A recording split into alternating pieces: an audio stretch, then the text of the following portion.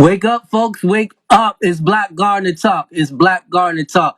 Did you know black and brown people across the world are reconnecting to their roots and redefining their relationships to the land by gardening and farming? And Black Gardener Talk is dedicated to sharing those voices to inspire all people of color and even some that don't look like us to grow by any means necessary. But sometimes we just need our own safe space to talk, y'all. Good morning, I'm Kamani and Koo, and this is Black Gardener Talk, and I'm very excited because my guest today is Trevor Claiborne, aka Farmer Brown the MC. We're about to get it popping right now, right off the break. All right, so go out and tell a friend, share this out so we can get Farmer Brown in the room so we can do this interview, y'all. I'm excited. I'm pumped up. I've been waiting for this ever since I booked him for the show. All right, here we go. Go. Hopefully he got that request. Wake up. Tell a friend to wake up. Wake up. Wake up. It's Black Gardener Talk. Okay, let me accept him. Here we go. Get ready, y'all. Farmer Brown. We having some technical difficulties. I'm going to send you a request, Farmer Brown.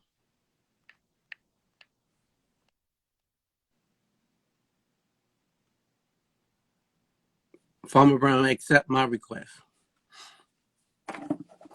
And this happens, y'all. It's the internet. It's Instagram Live. It's the way of the world. So we're just waiting for Farmer Brown. But it's going to be a really great show. Have y'all checked out his music videos? I posted one on my page. Let's see what's going on. It said you wasn't able to connect. Here we go. Yeah. What's going on? Here. Not much. I'm How you doing all feeling right. this Just morning? got the twins down for nap, so early morning workout. Okay. Other than that, doing well.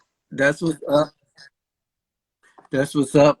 Yeah, we're gonna get started. Give me 1 second to activate something real quick. And thank you for Thank joining you us for this hosting morning, me. okay? Okay, I'm ready. So yeah, let's just pop right into it. Oh, somebody said they love his Appreciate it. video. Oh, folks, can y'all throw some cherries in the room? Go to your little icon thing and type some cherries in the room, okay? For obvious reason, we'll talk about that towards the end. But if you could pop some cherries in the room, folks, and share this out to folks, okay? Did you have a garden growing up? So my Let's start from there. grandmother down in Osaka, Mississippi, they had a rather large plot behind their house, but it was kind of just like backdrop. It wasn't anything that myself or my cousins ever noticed, but I remember, looking back in hindsight. Okay, that's what's up. And then what is My so your grandparents. grandparents had it but you Right. didn't Then my really go mother, into it, she right? had a backyard garden when we were growing up as well, but it wasn't as large as my grandparents. Okay, and did you frequent that garden at any point in time or you For just grew punishment up back there? reasons. And so if you don't go out there and play, then you're gonna help me shell these butter beans, or you're gonna help me get these weeds up. And so that was a deterrent at the time.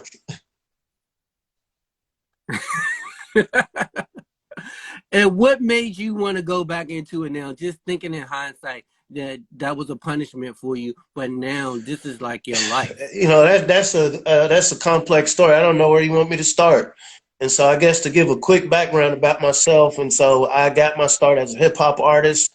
Grew up in Northside Lexington, with some would classify, we're talking about Lexington as an urban area, and so obviously this wasn't an area where you had a lot of farmers or melanated people, working in the land, so to speak. And so it is around fourth grade, and I actually, I come with props and receipts.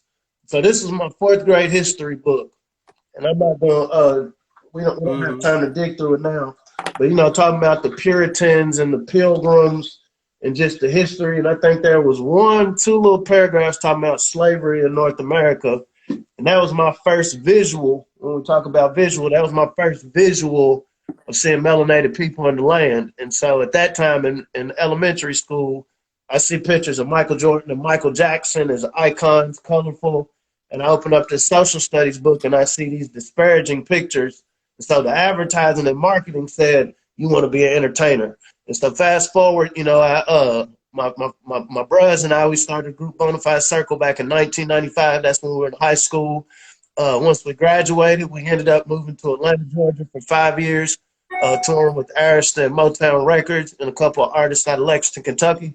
So we turned up. I got to live that life that I thought I wanted to live, that Michael Jackson, Michael Jordan life. And so long story short, I ended up back in Lexington, Kentucky about 2007. We're sitting there brainstorming, hitting the peace pipe on one of my homeboys' mother's yards, like, man, we got to do something. This is around when Obama was running for office. And so there was a lot of optimism around, oh, man, we got a brother in the office, so there's no telling what we could do.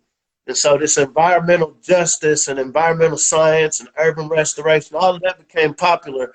And so I saw you got 2010, so you already know what I'm talking about.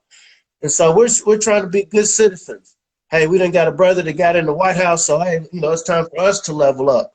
And so our call was urban restoration. And so I started my first business. It was 2009. It's called Hero, Hometown Environmental Restoration Operation, with a couple of my homeboys up here in Lexington, Kentucky. And the original goal, we're in the hood. We got these properties where people are leaving them. Drugs was hitting real bad at that time. So, hey, what if we made a company? We already do lawn care. So what if we do a company where we do urban restoration, restore some of these yards? Many hands make light work. It's a gang of us, which will cut down on the amount of time it would take to do these yards. And all this ties together to answer your question. I'm sorry for being long-winded. No, and so one of my homeboys. Go ahead. We want to hear. The whole story. Revisiting the peace pipe. So one of my homeboys, he was like, "Hey, bro, you can they'll pay you to go to school." And mind you, we still in this Obama euphoria. Mm-hmm. So all of our conversations just affirmative. We can do this. We can do this. So he's like, "Hey, man, they'll pay you to go to school." And so, the rewind in 99 before we moved to Atlanta, I had gone to community college for about 2 semesters, and my grade point average about 0.000 point, the lowest you can go. I wasn't with it. I was like, man, because my mom, she's a retired school teacher. And I'm like, no, I'm going to do this hip hop. This ain't my path. I don't want to do school. I'm not an academic. And so fast forward, like I said, that's when we moved to Atlanta and got involved in all of that. And so once again, my friend told me, hey, they'll pay you. And so in my mind, I'm like, okay, we got this business started.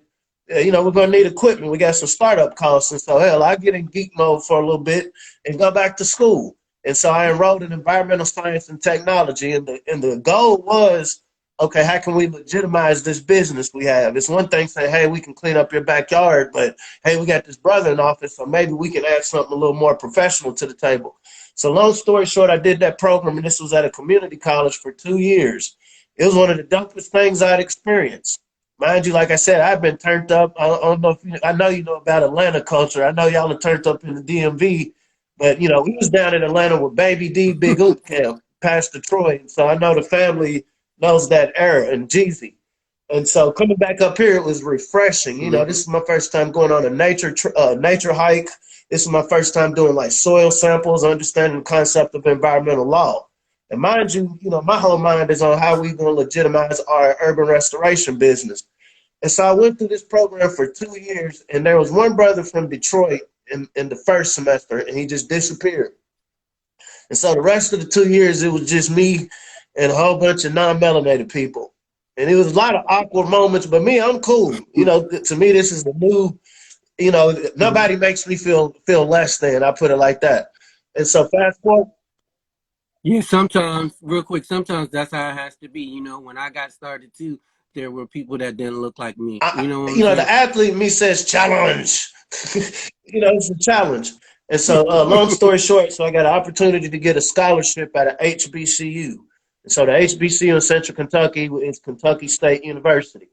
And so, growing up, once again with these stigmas, growing up, Kentucky State University was always the party school. This is where you're going to find the girls. This is where you turn up. Whenever we had national acts come into Kentucky, they would always come for a homecoming. And once again, not to digress, one of my things with the family is, hey, there's a resource with these HBCUs outside of just the sports and the parties. So fast forward, I ended up, it was a spin the bottle situation. At the time, they didn't have an environmental science and technology program, which I graduated from in community college. And so spin the bottle, and it was agriculture. And it's STEM. Once again, telling these young people, like, when you think of ag, don't just think of cows and plows. STEM is science. It's solving problems. So long story short, I done been around these white folks for about 2 years straight. So I'm like, all right, cool. I got a scholarship. I'm going to go to this HBCU. I'm in agriculture. By this time, it hit me that, damn, everybody in the world eats. And so there will always be some sort of position needed. And so by this time, and this is 2012, I'm starting to kind of merge the environmental science part with the hero with agriculture. Everybody has to eat. And this is why I'm so appreciative of you having me on your platform, because you talk about the spirituality of it and just the practicality of being connected with the land. And so, like I said, I was a neophyte, and I was 30 by this time. And so long story short, so I get to the HBCU, and it was literally almost the same dynamic. Like, where's the bros at? It was a couple of sisters from Michigan and Chicago. But me, I'm a hometown dude, so I'm like, no, where's the cats from Kentucky at? Where's the people we used to come up here and turn up at homecoming? And so it was like a hidden gem. And then, once again, not to gas you up, but this is why I see Big Still on here and Mind Your Herbs. This is why these platforms are so important to change the narrative, because we're sitting on a gold mine. We're sitting on a gold mine, melanated people, and I feel like I'm one of the best examples, because I had no background. Like, I'm an entertainer cat, but I realized, like, wow, we got cats that's been in military. We got cats that's just been into the streets. We got cats that's hustle, right? All of these are agricultural components, but if you don't have that proper context, if you don't have that introduction to what all of this means, and it goes back to the question you asked me, I'm sorry for taking so long, it's the way we look at it. It's the way we look at it. And so, the streets has a much better marketing plan than agriculture. These disparaging images of melanated people that we see on all of these networks that we don't own, they already have a bag off of melanated people. So, like I said, the beauty of what you have going on, brothers like Big Steel, is changing this narrative, changing the visual. And so that's part of it. Yeah, and that's what we have to do as Black folks. We have to change it. I mean, my background wasn't in gardening or farming either. You know what I'm saying? My background is in television. And guess what? I'm doing a television show now on this live. You know what I'm saying? So, yeah, I feel you. Yeah, and so, like I said, so I got, it's very ironic, too. So the brother, his name was Dr. Charlie Collins. And so he was my agroforestry professor at K-State. And like I said, K-State is a great program, so I'm not going to throw shade, but it's a real dynamic. And I know I know you're going to have some people on here that's dealt with HBCUs, cooperative extension. These are taxpayer resources that are available. If you think about Martin Luther King's last speech, he was talking about they created land and land grant colleges, so this is a hidden gem. When you're a kid, you don't want your friend or your cousins eating your plate, so you lick it. See, I put my germs on it. You don't want this. I stay away from it. Yeah, I'm going to poke my finger in it, and that's what's been done to agriculture. This is a $1 trillion a year industry.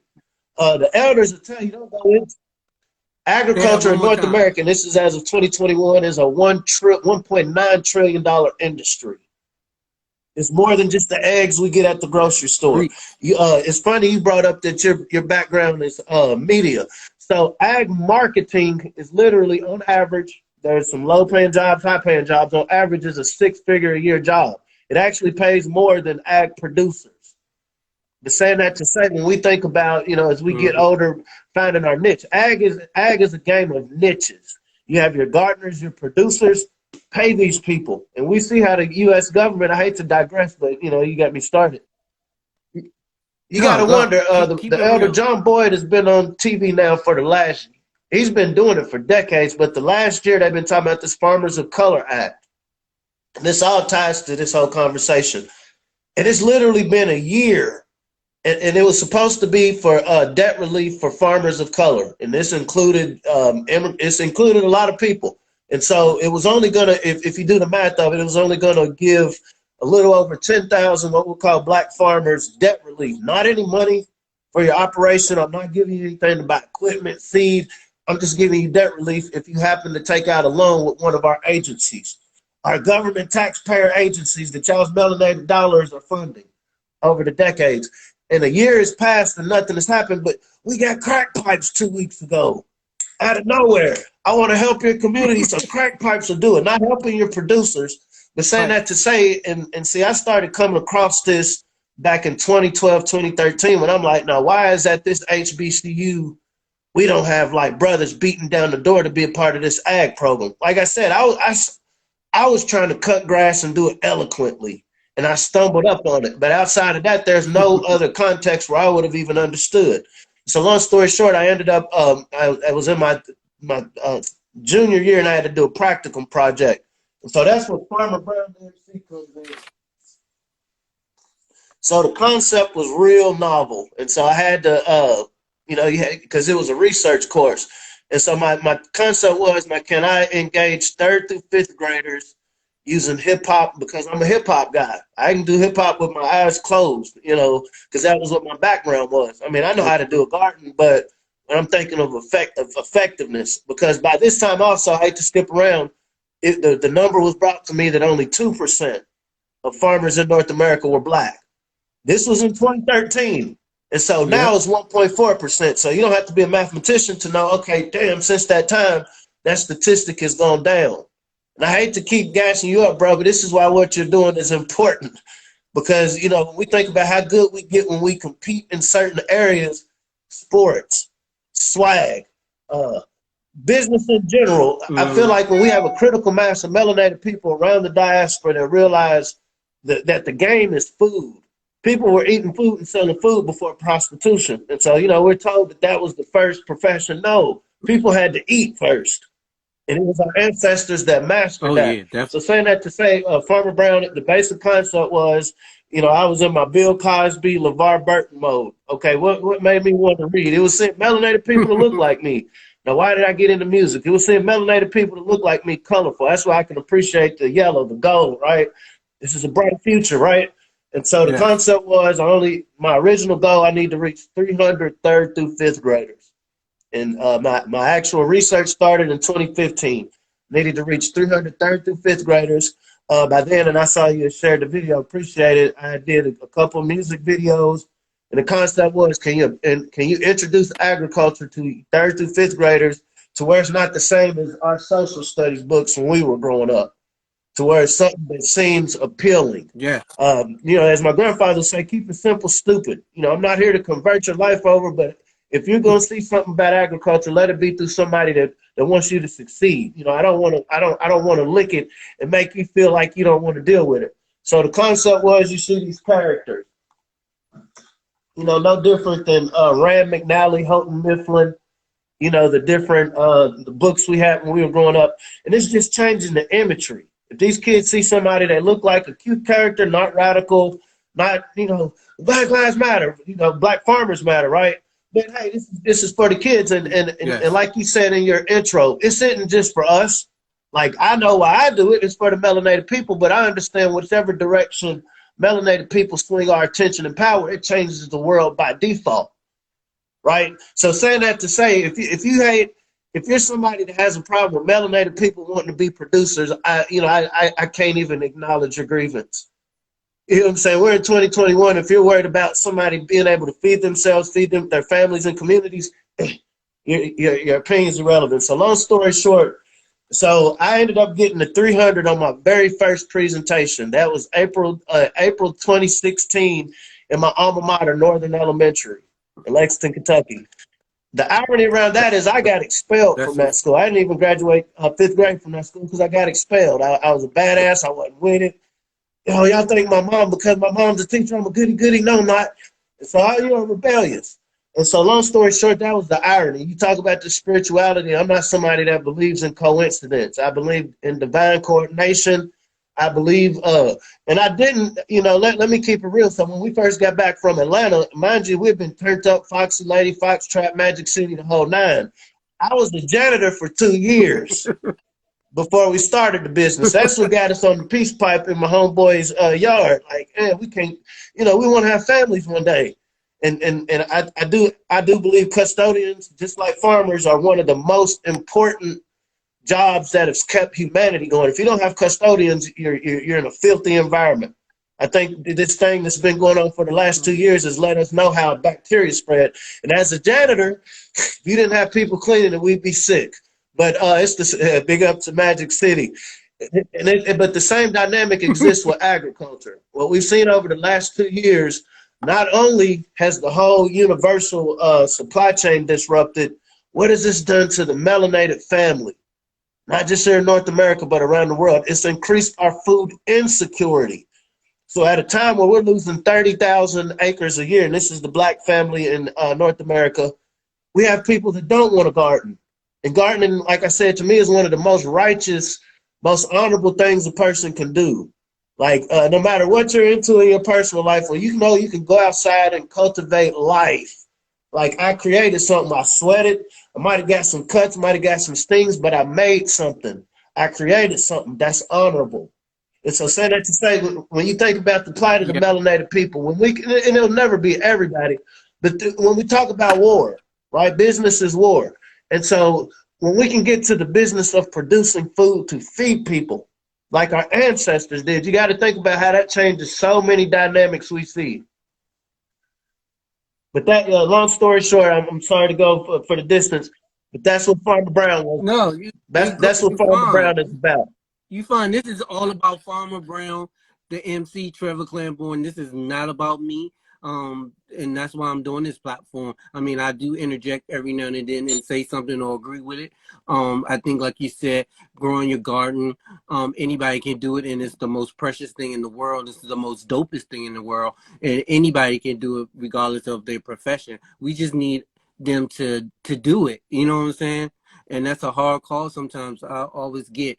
When I first started gardening, people was like, "Why are you doing gardening? That's some slave shit." You know what I'm saying? That's some slave shit. Why are you doing that? And I was like, "Well, it saved my life, so I got to do it." You know what I'm saying? Absolutely. It's the So practicality of go it. ahead. And that's what, like I said, I felt like an idiot. My first 2 years when I started at K-State, I felt like an idiot because it was a little 18-year-old kid. I call them kids because I was 30 by that time. I'm like, now how do you know this process? And I feel like an idiot in here. And I'm not a dummy.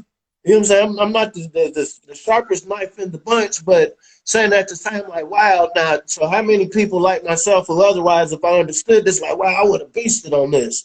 Because I've already, since getting into agriculture, Mm-hmm. developed multiple businesses. Not even exploitative, just businesses where I see, okay, there's a niche that needs to be filled. This is a skill set that I have, right? And like I said, meeting somebody like you, think about Rush Limbaugh. You know who Rush Limbaugh is, right? You're a media. I Oh want the yeah, family yeah. let's put this on a map. You think about MAGA. From a marketing standpoint, the red hat, Mm-hmm. from a marketing standpoint, you can appreciate like, wow, this was huge. And not only was it a huge political campaign, it changed the dynamic of planet Earth because there was a critical mass of people that bought into this MAGA concept. Rush Limbaugh, because you're talking about Yes. media, and this all has to do with agriculture. Rush Limbaugh never served in anybody's legislature, did he?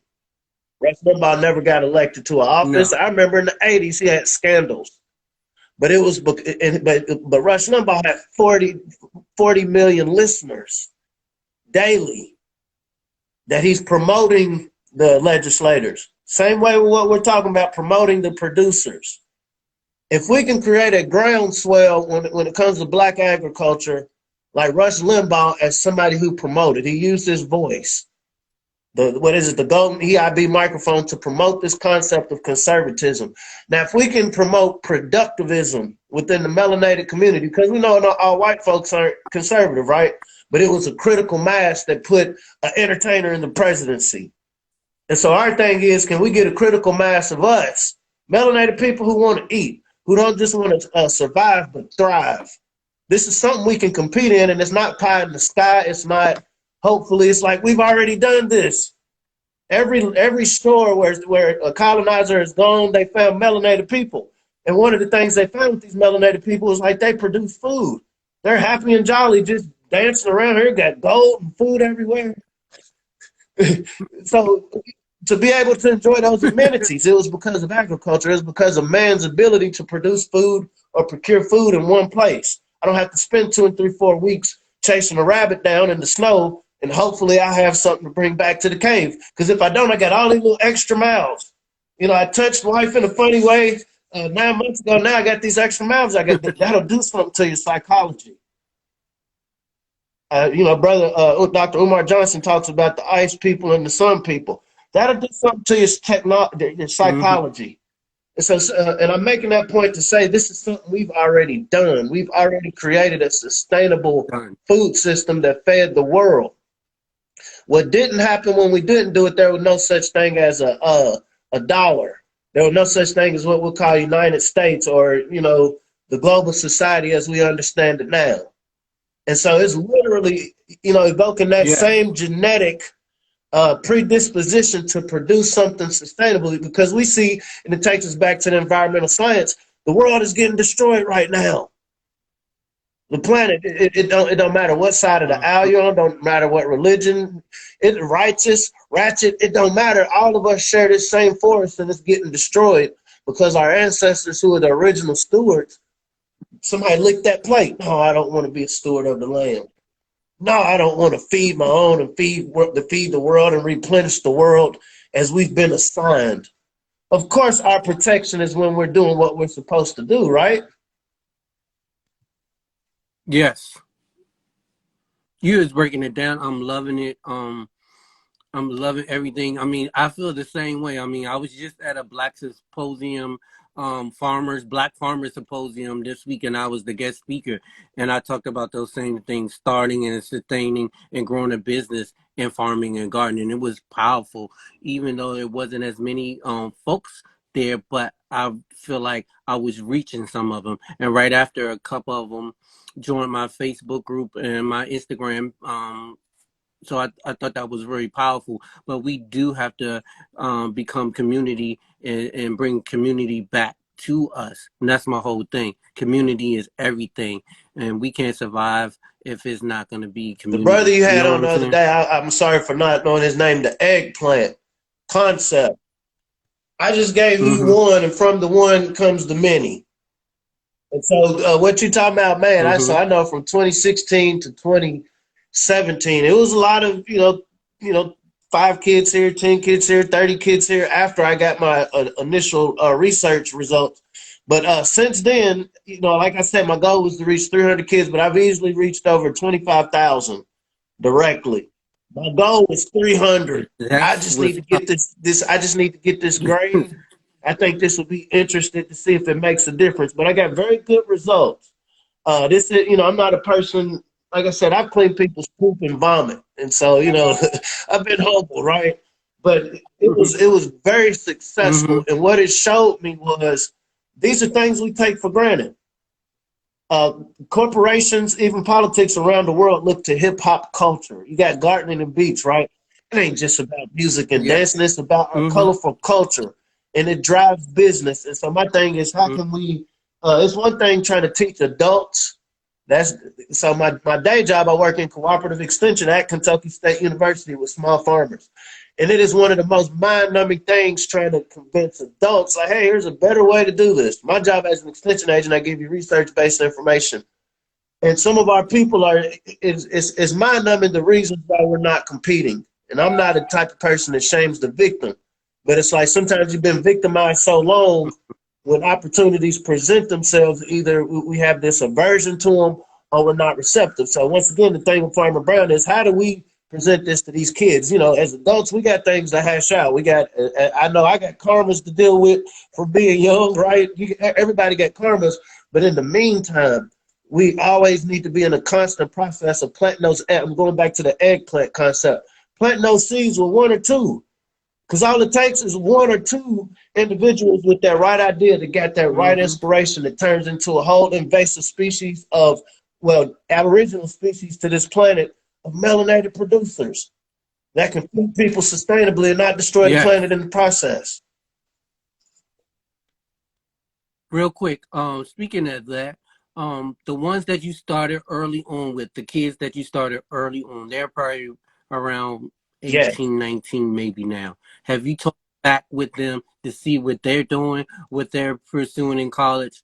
Have you done anything absolutely. like If that we was with them? on StreamYard. So once again, I hope nobody takes anything I'm saying as braggadocious or arrogant. I'm very statistic No. driven. If something goes I horrible, I eat it. This was horrible, bad idea. But saying, I'm glad you asked me that. And so in the state of Kentucky, in the whole state, I'm in Central Kentucky, but in the whole state of Kentucky, there has been a significant. We're talking about hundreds of students. I hate using that word minority, but you understand what I'm saying. There have been 100 of what we'll Oh call yeah. melanated or underserved, those buzzwords. This is what first let me just say this is Black Gardener Talk, and we Black, talking black, black. black, It's gonna black, be black, black, blackety black, black, black black. all day, no Right. matter what. You So know it's what I'm been saying? hundreds in the So, state of so Kentucky just in the last 3 years that have enrolled in agricultural mm-hmm. courses. Some of the courses where you can take some college and high school. Uh, I don't know how to say this because it's not throwing shade. It's not throwing shade at all. We've had a rash, and I know in the DMV it's especially crazy right now with the crime. People are bored, but we've It's had a okay. rash of Keep it. shootings, and there's young people around Lexington. And one of my it's one of those things you don't want to jinx yourself, but I live Hoptown, that's Western Kentucky. So, but all of the kids I've worked with the gardening, and I'm not gonna say it's Farmer Brown. It's their minds was introduced to something. I just happened to be blessed to be the conduit that they found it out.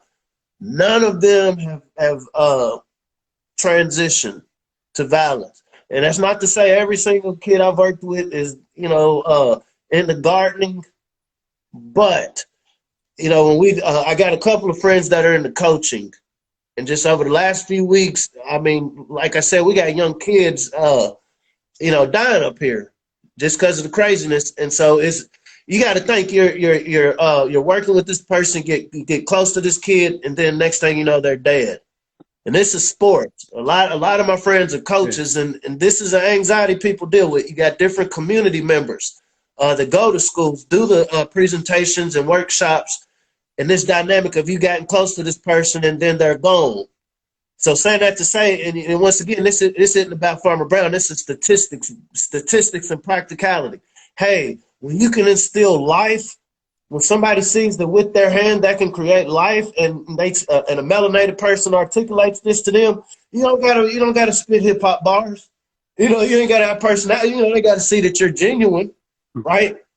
But just somebody from around the neighborhood. I ain't a professional farmer. I'm a professional cable man, but hey, I got a garden in my backyard. And guess what? You can do this. You can grow a seed like this.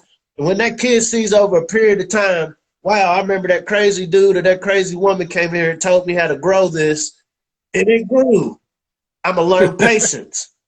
We have a microwave society right now where people want immediate results.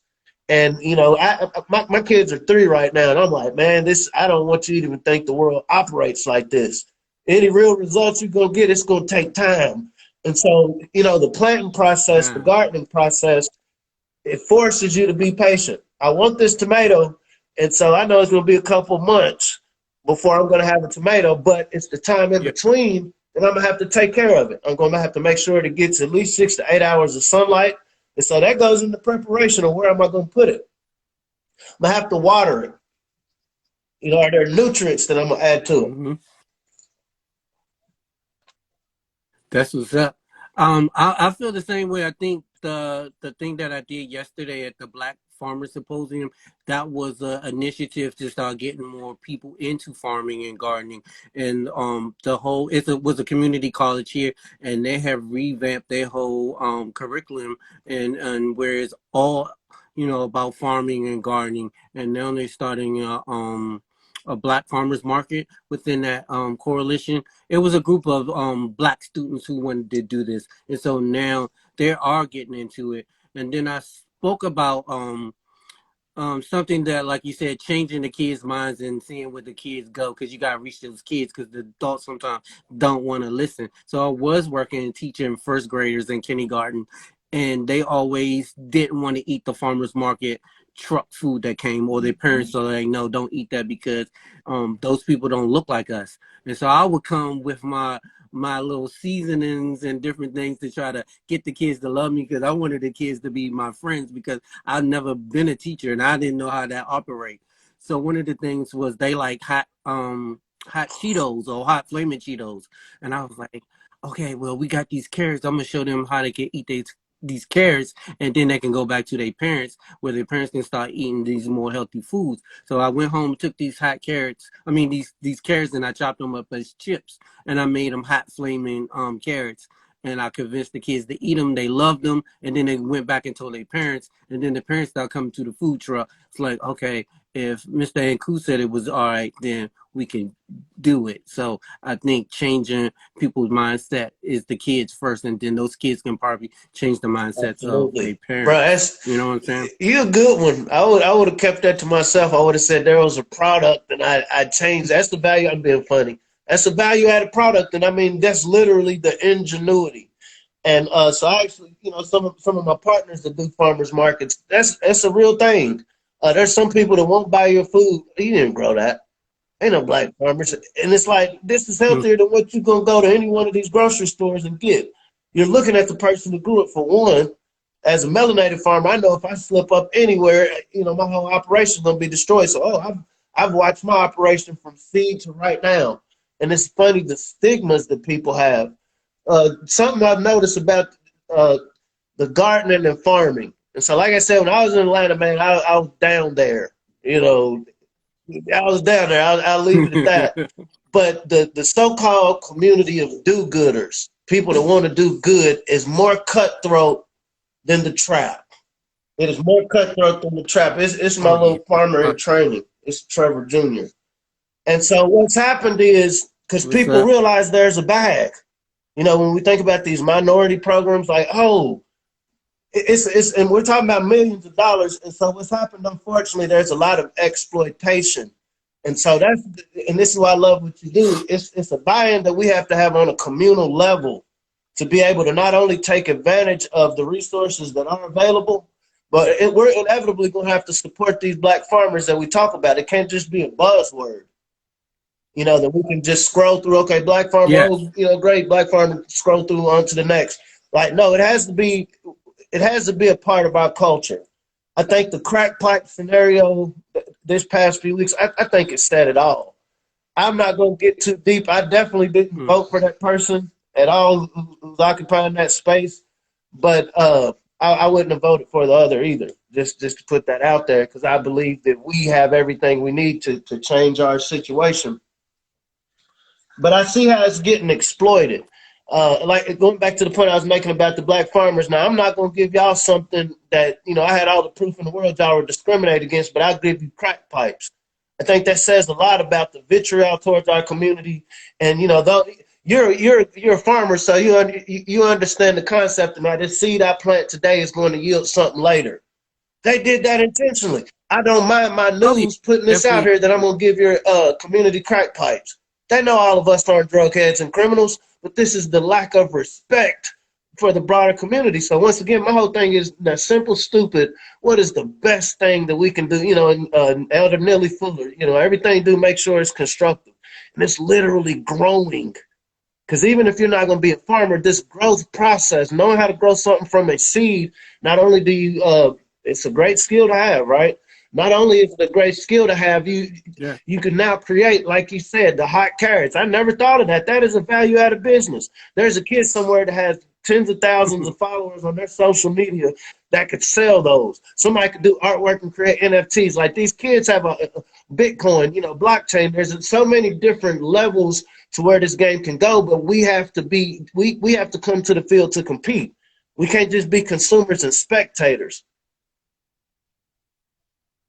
Exactly. And that's my whole thing. That's my whole mission. Stop sitting on your butt sometimes and just get out there and grow something, so this spring, what I plan to do is start some seedlings and some seeds, and I'm gonna go knock on every door in my neighborhood and say, "Do you want seedlings or do you want seeds?" And then I'm gonna see how that goes by the end of the summer. I'm gonna see, and I'm gonna go back to those same people who took those seeds or took those seedlings and see if they still growing them, because that's sometimes we just gotta get up and Right. do it. You know what I'm saying? You just do it. And so that segues to what No. I had sent you a link earlier. So a project we're working on this spring is called the Grow Hard Garden Challenge. And it's literally the same thing. It's the same thing, images. And so I know you remember over the summer there was this crate challenge. And when I saw that, like, wow, Oh that's yeah. a whole full square foot of something you could have been growing in those crates. And you're literally, I mean, look at the metaphor of it. You're literally using this resource that could be either good or bad to hurt you increase the odds of hurting yourself. Versus, I can use. Mm-hmm. And it was a bad thing. I thought it was a bad thing, but it took over. You know what I'm saying? And just imagine if they could have just put some fabric in there, with some netting, and put some dirt in there, drop some seeds in there. They could have been feeding that whole community that's That would probably have been was a hell of lacking a some challenge. food. That You would know have what been, I'm saying? like I said, I couldn't have said it better. So apply this to politics. Apply this to where I will even shoot this concept. I'll give you crack pipes before I give you tillers or seeds or equipment. Y'all shared the videos where Yeah. people are tumbling down these crates, but then we got brothers who are putting podcasts together, who are actually doing gardening. That's why I love Big Steel. Like he's out there like daily. You're seeing all of these different systems, but we're promoting. When I say we, I don't mean Mm-hmm. us, but you know what I'm saying. We're promoting the negative. You know, we're promoting the non-productive, and it's like the productive people are operating in silos. Like the people that get it already get it. You know, black farmers nationwide. I think you got brother Corey We Goo, what get to it. We do, get it. gardening with Goo. It's a lot of people to get it. It's a lot of people to get it, but it's like once again Oh yeah. when we're talking about economics, we have to have a critical mass of us. We have to have a critical mass of us, not just here in North America, but the black diaspora, to realize, you know what, we can master this game, y'all. You know, this is a war we can win.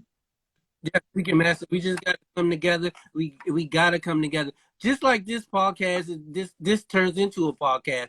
But I like to do it live because it's so spontaneous. You get a lot of information for people to watch it. But like, come on, like, help us. You know, this is what we here for. This is knowledge for you. And then the people who are watching it, take this knowledge and share it back to the folks. You know what I'm saying? And tell them to come back next week and see who else I have that might be dropping some gems, because you definitely dropping some gems today, and the people before you dropped some gems, and Big Still last year dropped some gems. I just want people to take in the information and teach one, reach one. But then again, like you said early on, you know, the adults sometimes don't want to change their mindset. Maybe I have to go and do and be Farmer Brown or Farmer Fred. You know what I'm saying? My first name is Fred, so maybe I need to be Farmer Fred and do some music stuff and get the kids, and then hopefully those turn into adults wanting to grow food for their kids. You know what I'm saying? Let me give the family some game, man. I was always raised like, hey, if your home ain't in order, don't you go. You see, Daddy doing something. And so I had a couple of weeks of family leave, and so this is the book, and it ties together everything I'm talking about. You know, before I go try to do anything in the community, make sure your house is in order. So this book was designed for my kids. You know, LeVar Burton, like y'all's first imagery, and when it comes to healthy food, you can't read it right now, man. They literally eat this book. When they were babies, they eat the book because they would see the fruits and vegetables, right? My whole thing was they need to see melanated kids engaged with healthy food, and then it talks about how to can at the end. But the concept is they see dad. They see dad. They don't know nothing. He'll say Farmer Brown now. They don't know nothing about Farmer Brown. They understand when it comes to this food thing is mom and dad. This book cost me the time it took, right? And I can literally break it down to about an hour a day when you're talking about writing and art. Yeah. So saying that to say them books cost about $25 to do on Amazon KDP. Any one of us can be the first images that our kids see within our house. I've been able to sell some of those books too. And I'm making the point of, you know, the same thing when we're talking about agriculture and why it's important to know how to grow, because it applies to so many other areas of life when it comes to productivity. Okay, now I'm down for, once I put these seeds in the ground, after I've watered and weeded, I'm going to still have some time on my hand. What else is something else I can do? Planning, and kids understand this intrinsically once it's introduced to them. But saying that to stop, man. Saying that to say my kids both know how to garden. Whenever they come home, first thing they do, we got pictures at the door, and so they want to water their flowers. They know all about the tiller. Obviously I don't have it on when my kids are around, but they know what it does. And they just turned 3 in January. Thank you. They just turned 3 in January, but saying that to say, when I was their age, it was Transformers. It was He-Man. The concept of farmer, like, what? I don't do that. That's Farmer in the Dale. But to them, Farmer Brown is like their Paw Patrol. And so saying that to say, I know each one of us that are within talking view or viewing this podcast can create this dynamic, not only within our home, but in our community. And the investment is the kids. We understand investments. Okay, I ain't gonna buy out the next day or even the next year. You want to plant that seed early to where it grows into something, and it's imagery. Yeah. Corporate America understands it. Politicians understand it. Imagery. And so instead of y'all projecting us as people that just need crack pipes to fix our problem, no, we're people that produce. And we don't need your permission to produce images of people that produce. The long story short, and so the concept of Grow Our Garden Challenge, the link is on Eventbrite, and it's about people just sharing their gardens. Melanated people send melanated people enjoying gardening. We do have adult groups like Black Farmers Nationwide, Black Beekeepers, Black Farmers Association. But, how do we make sure that these kids are seeing themselves in this space positively? Everything doesn't have to be radical fists in the sky. I'm talking about shovels in the mud. And they love it. It's the most amazing thing when kids, they want to play with the worms and they put their phones and devices down. And so going back to some of these kids I've worked with over the years, this is what this effect has on them. And like I said, this is power that any one of us have. We don't have to be professionals. We don't have to be educated. That's true. I mean, like I said, it's gotta go back to the community. When we was young, remember grandma down the street took care of us if grandma had to go to a doctor appointment or whatever at that meeting. You know what I'm saying? When those street lights came on, we came in the house, right? Or we sat on the porch, right? Right. What advice would you give like a new gardener or a new person that want to do something like you? What advice would you give them? Something like me as producer or teacher, and I'm being funny. First thing first, gardener, whatever. As above, so below. Start small and do your research. Think everything out what you want to do. So my first garden, I actually started gardening before I started taking the courses at the community. Hey. I actually started gardening and I learned, okay, you might want to give your plants some space. Some plants are allelopathic to one another. They're allergic, and so you want to understand companion planting. Just because something is brown and on the ground don't mean you can put a seed in it. And so understanding soil quality, thinking about your water source. Where am I going to get water from? Who's going to work this garden? And so one of my things is really start small enough that even if the family members don't want to do it, you can do it yourself. Hey, you see Dad's doing something. Hold on. Even if you're not in a place where you have a garden, on the ground, container gardening, which I think is the best, especially when you're talking about kids. Use one of these containers just to start a couple of peppers or tomatoes. One of the things I use in my courses with the kids is sunflowers. Obviously, they're not going to grow just this large harvest of sunflowers, but it's great for them to see the progression of seed germination. Like it doesn't take as much work or effort to make sure the sunflower seeds grow. The same that to say on the teaching is, so yes, sunflower seeds. When it comes to production, like I said, I would start small. I wouldn't try to plant a whole bunch of different plants. I would start with something basic that you actually eat, because you don't want to have this whole plot full of. See, what I did, I know the squash grew well, and so I just grew all this squash, and I'm like, hey, I don't even eat all of this. And so I had to learn the hard way, like, hey, this is why you do garden planting. This is why when it's cold and ain't really much you can do outdoors, this is why you plant. And like I said, it's one of those concepts like, hey, if you don't understand ag, or the concept of farming and gardening, it wouldn't have made sense. And so even with the kids, it's making that point that, hey, now think this out.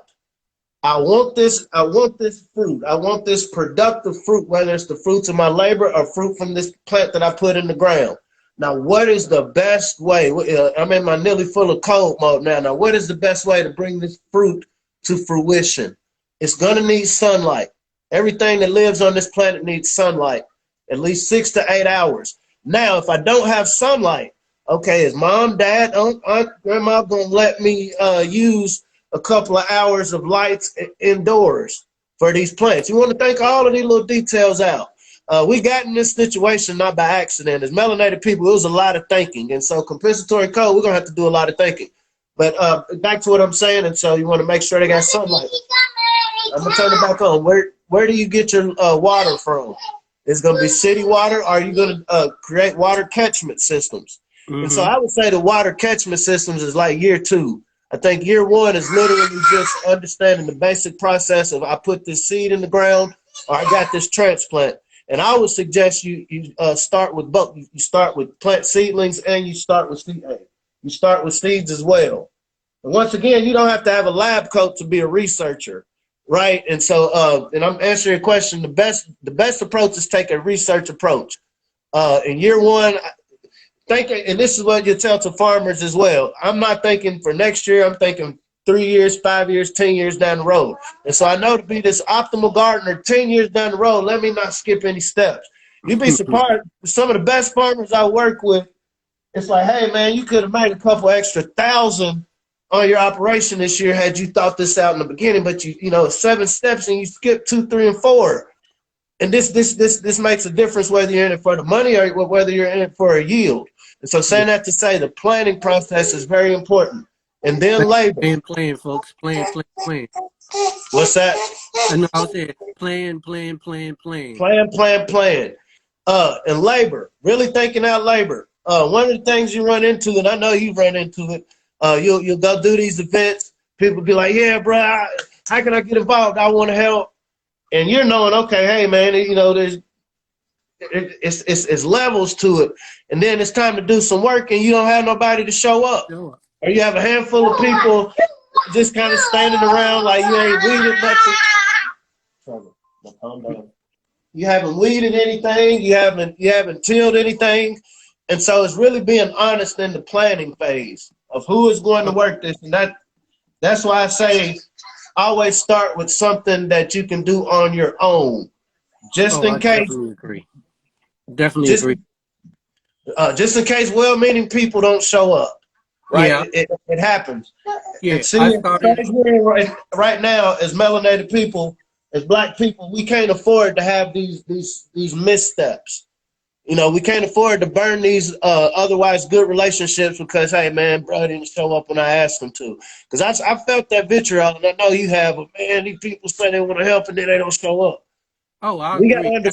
I've burnt a couple bridges with that, and I would say that was a good bridge to burn down. But you know, it's definitely still planning and getting around like-minded people, and hopefully those like-minded people will want to put in the work as well. You know what I'm saying? Absolutely. It takes time. It takes time, and then it's the obvious if it's toxic, it's allelopathic. It's bad. No growth.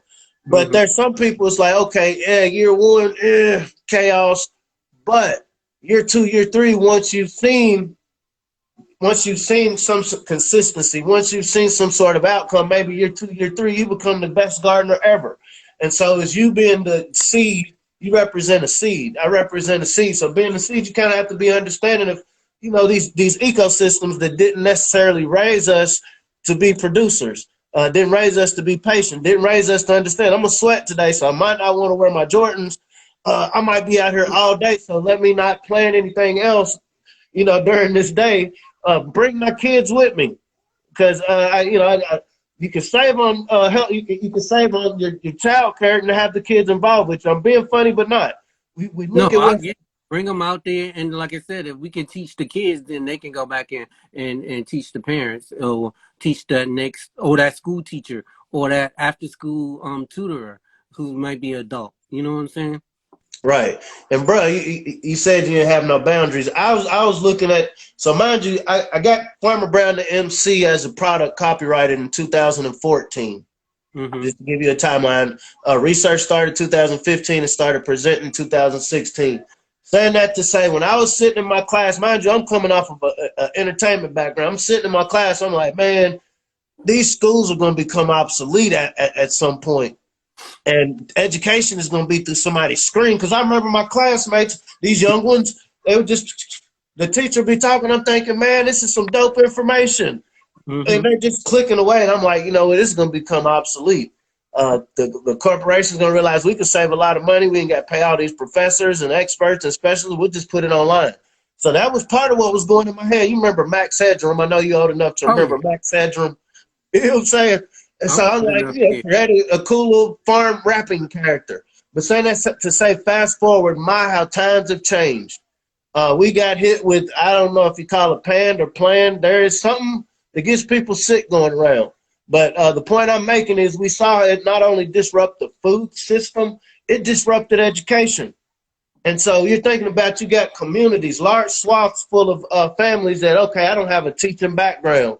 And the process of learning can't stop because of whatever's going on in these labs, or Wuhan, wherever this is going on, the process of learning and loving still has to go on. And I'm thinking about, already my daycare this year with my kids, they've been out 3 times already in 2022 because of breakouts, right? And so I'm just thinking long term, like, now how sustainable is this in the next 3 years, in the next 4 years? What is a common codified curriculum that can be taught to these kids? Because once again, the education system, is very codified to where a kid in the second grade in Kentucky is pretty much going to learn the same thing a kid in second grade in DMV is learning in California and Michigan down south. What if, and I'm not going to say what if, I'm affirmative, right? We're going to have the same type of curriculum when it comes to growing. This is something that a parent doesn't have to be a professional, that can be applied at home. Whether you have a balcony, whether you have a backyard, if you have enough tenants wherever you're at, guess what? You can go to the landlord and be like, hey, we need some space to do this. But Yeah. saying that to start revisiting what education looks like, and outside of history, I mean, history is great, but we got Google and YouTube.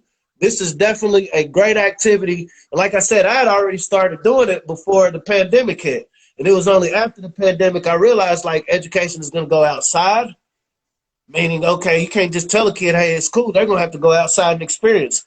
And Yes. then there's going to have to be a relationship through these screens. These screens are unavoidable. If it was up to me, my kids would never, they would never get addicted to social media, but it's a thing.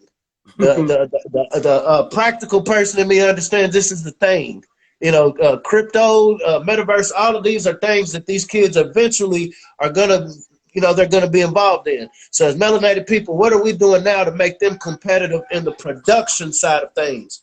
We don't want to keep perpetuate this concept of us being the world's greatest consumers, when our genes, our DNA comes from the world's greatest producers. I agree with you. I agree with. Speaking of that, I'm actually working with a group of people in Uganda right now. I'm actually doing it remote. It's gonna last for another 2 weeks. So Uganda, Africa, I'm teaching people how to garden over there, and I've written the curriculum. That's what I'm trying to get into now, curriculum building, and it's gonna be around farming and gardening because I do work in the school system. But that is a crazy thing how we connect every day via Zoom or Facebook or whatever to show them the steps, and then they go out and do it. You know what I'm saying? This summer I'll be able to go in person to another country, which is Ethiopia, where I was born, to do the same thing. And it's just a great way to connect. And like you said, I think education in the physical sense is kind of like almost out. You know what I'm saying? It's almost out. It's going to be the screens, and we got to be outside too, and doing that, and then take advantage of this garden and farming stuff. But another question I have for you is, how has this changed you since you started? I mean, everything from gardening to school to Farmer Brown. How has it changed you? I've gotten a lot better at gardening, and so I'm able to actually leverage that skill with neighbor. You know, obviously I conduct business. I do people's gardens. I'm able to help people. You know, I think that's the biggest. I like to go to bed with a clear conscience at night. I got these kids. I do believe in grace because I'm not just like, all holy. I got, we've all had our hands dirty outside of a garden. And Oh so when yeah, I look at my kids, I know that they're going to have a world of challenge. They're going to have so much more competition than I had. With 7.7 billion people on the planet now, by the time they get my age, I'm 41, there's going to be about 9 billion people. And all of them are going to want to eat. And I want my kids getting to that bag within that. And so I know I could babble all day long. They have to see it. They have to, and not just see dad and mom, but they also have to go into a community where they see that this is normal. And this is, yes, like I said, this is why I love what you do, bro. Big Steel, Mind Your Herbs, Corey, Do What It Do, DJ Cable, Ron Finley. Like, it's the slow process of normalizing it. There was a time that nobody knew nothing about hip hop, right? It was yes, just a couple of people. They didn't even play it on MTV, VH1. It was just this rogue. It was this rogue music style. Oh, it's gonna go out of style. What happened the other day? You saw the Super Bowl halftime. yeah, Do you see the impact of hip hop on this planet? And this yes, is over marketing. The streets marketed that. It was enough of us, even when mainstream, the government, didn't want to make it rain on hip hop. It was because it became such a culture within our community, it had no choice but to bubble. And just like we have the lessons of our ancestors in the past that didn't get patents for a lot of their inventions, they were the ones doing the work. Who do you right, think was coming up with the innovations? Our ancestors in the past took for granted that everybody that's hungry, everybody that comes to you and says they want to be friends ain't necessarily friends. And so what I can do, I'm going to have this food for you. We're going to make sure we feed ourselves first and sell this surplus. And so it's really learning from lessons of history, applying this knowledge. But you asked me, how has it changed me? It's given me laser beam focus. Not a morning since I would say about 2012. Not yeah, a morning has passed where I don't wake up knowing exactly what I'm doing, why I'm doing it, and understanding. Moses didn't see the promised land. I might not. I might die before I see, ag gardening being a part of the melanated community again. But I believe. I know it's going to happen. It inevitably has to if we're going to survive. It's going to have to become as normal to us as Instagram, as a grocery store. Anything we talk about every day is going to have to become a part of our normal conversation. Like, just, to where people like you and me, we don't need y'all teaching it no more because y'all did such a good job in 2020 and 2021 and 2022 that come 2040, this lifestyle, what a young thug say, lifestyle, it becomes a lifestyle. So saying yes. that to say, I understand every morning why I wake up and why I'm doing what I doing. And we got Business people is doing war. doing it and doing Business is war. There's no business like grow business business. without a cannon, because I don't think it's enough of us to can do what this Wuhan thing did, right? So Yeah. it ain't gonna be won through trying to do biological warfare. It ain't gonna be done through cannons. I do believe in the Second Amendment, but it ain't gonna be done through that. It's gonna be done through us becoming producers. It's Mm-hmm. going to be done through us creating every problem we see right now. And once again, most of them start with hunger. If I can't feed myself, if I can't clothe myself, if I can't create shelter for myself, which you get your shelter through agroforestry, wood, right? Every aspect of our lives that's important is just us getting to the production mindset of it. It's getting to the production mindset and finding a niche. Maybe I don't want to get dirty, but I got swag. I got personality that can convince 100 other people to get dirty. If I can convince this 100 other people, guess what? This chips away at the only 33,000 black farmers. It's only 33,000 black farmers out of 3.5 million in North America. So every time you get one, let you not get 100, let you not get 1,000 melanated people that decide early, like, yeah, this is what I'm gonna do. This is how we address. This is how we address those percentages.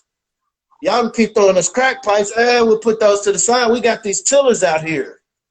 Yes. We're building this, and you don't need permission.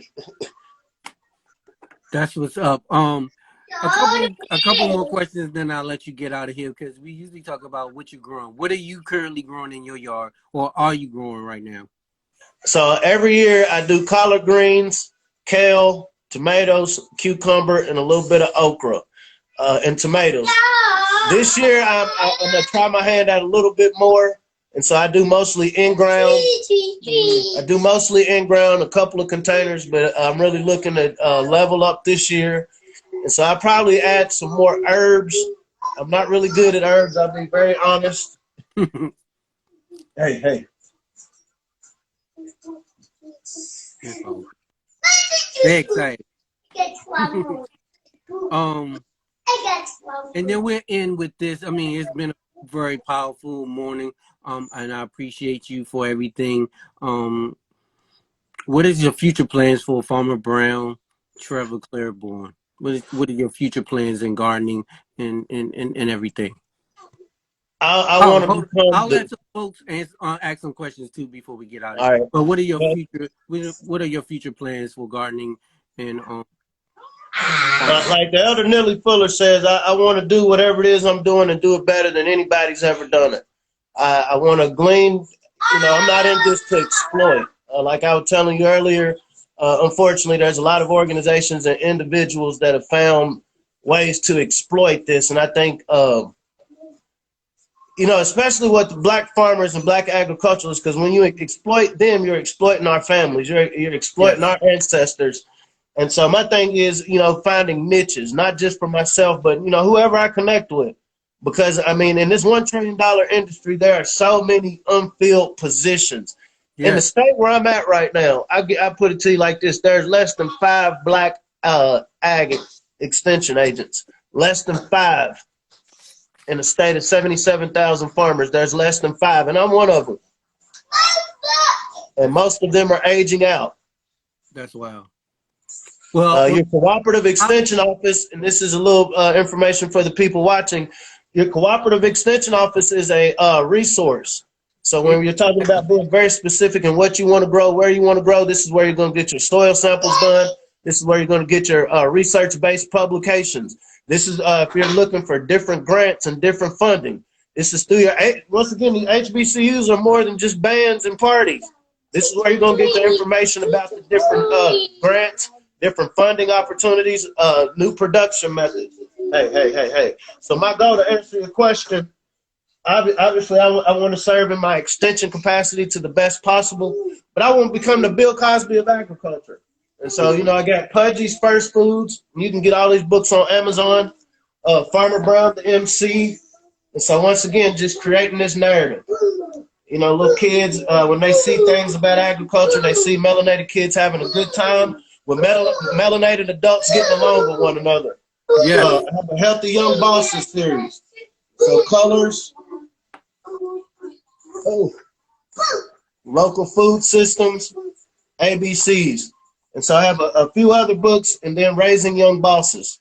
And so once again, what's that? Amazon, but have you ever thought about the NFTs with your books? Because you quickly mentioned NFTs. Have you thought about doing some NFTs? I have. I'm working on it. And so I do artwork. So going back to hip hop, once again, when we think about, okay, how do we take the things we're already good at and apply it towards? So I got good at graphic art. Like I said, I started hip hop in the 90s when you still had to go to the copy store and do your CD, your tape covers. Yes. I come up in the era of tape covers, right? But saying that to say, NFTs. And let me show you something real quick, man. Since I got you in here.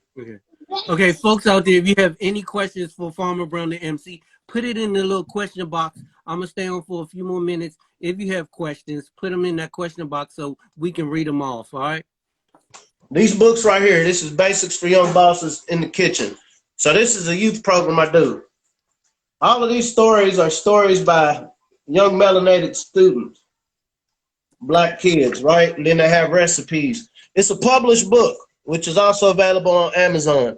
And so for programming purposes, anybody watching this, if you got a group of kids, once again, this is something you can do in your home.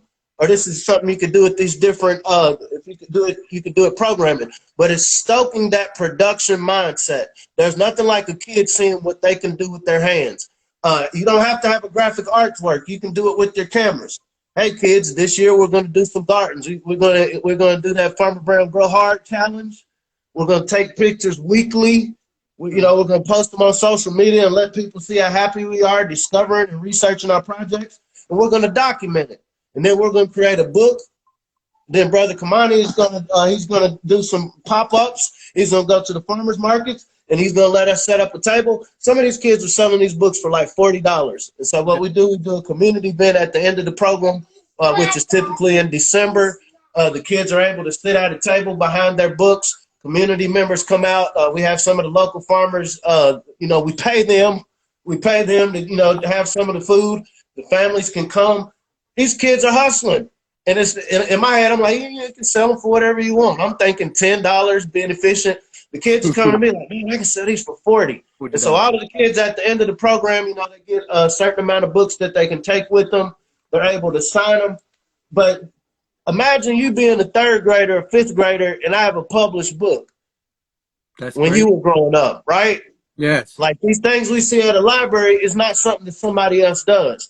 And then imagine that, and I'm answering your question from earlier, have I met kids or, some of the success stories. So kids, specific kids, they're not kids now, they're going to college for agriculture. And like I said, I can't say it's all because of what Farmer Brown did, but I know I planted a seed of productivity because all of them, they're not looking at, I just want to farm. Like, yeah, I want to farm, but I'm an entrepreneur. I'm an agripreneur. And so but that's what they took away, that they understood, like, this is a business. This isn't a cute little hobby. It's great. This is how we address the social ills of the world. This is how we address politics. Because if you're feeding me, guess what? I ain't got at your table. I ain't got no voice at your table if you're feeding me. And so if we're only 1.4% of the feeder class, what do you think we're going to have when it comes to a voice in politics? And so if we can get these young people growing early, my goal is that by the time my 3-year-olds are 15, by the time they're 20, they're coming into a world where there's a community that supports this type of work. It's normal. It's lifestyle. It's not abstract. We grow, we buy what other people grow, and we keep it in the community, and we sell surplus. And I want that to become normal.